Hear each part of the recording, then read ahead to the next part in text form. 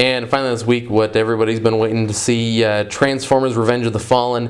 It's directed by MB Michael Bay, and he's back from the first one, as is the rest of the cast. This one is several years into the future. They have, everybody's kind of moved on. They found, little sleeper cells, I guess you could call them, of Decepticons around the world, and they're the U.S. government is trying to oust the Autobots because they think that that's what they're here searching to destroy, when in fact they're actually looking for a sun-killing device that is hidden somewhere in the world so they can zap the energy out of it and leave the planet for dead. And this is all really beside the point, because that's not what this movie isn't about. No, really it's not about a story action at all. Yeah, it's about robots fighting and Megan Fox looking good wherever she is in the scene. And for those things that this movie is supposed to be doing, it does them well. Yeah, I mean, you certainly can't argue that there isn't enough action in it. No. And the movie is fairly long. It's pushing 2 hours and 45 minutes, which, I mean, this is, let's be honest, it's not an epic. Yeah. It really is, and there's a good portion of the movie that could have been excised.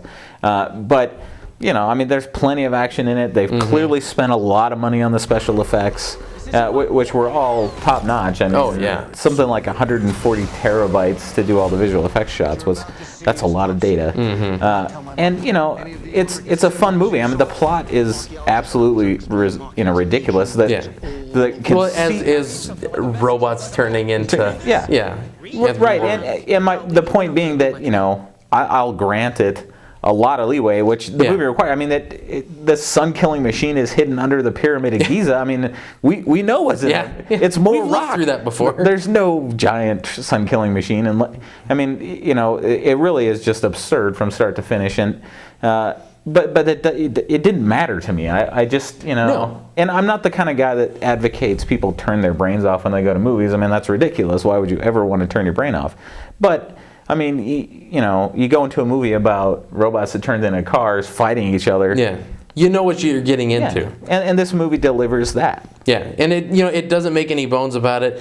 Michael Bay is, for all the ridiculous things he does in his public life, he makes a pretty decent action movie, and I've always enjoyed this. You can't expect a lot from a movie based on a TV show that was used to sell toys to kids. Exactly. I mean, the human characters, I thought, got a little lost in all of the carnage, and that's, I guess, to be expected. But it was a fun movie. It's the sort of thing the tent pole that you put up on the first one. Yeah, I mean, really, and all the things to complain about are the same as the first one. So I mean, where you stand as far as where you fell on the first movie. So I liked it. So I say check it out. I agree.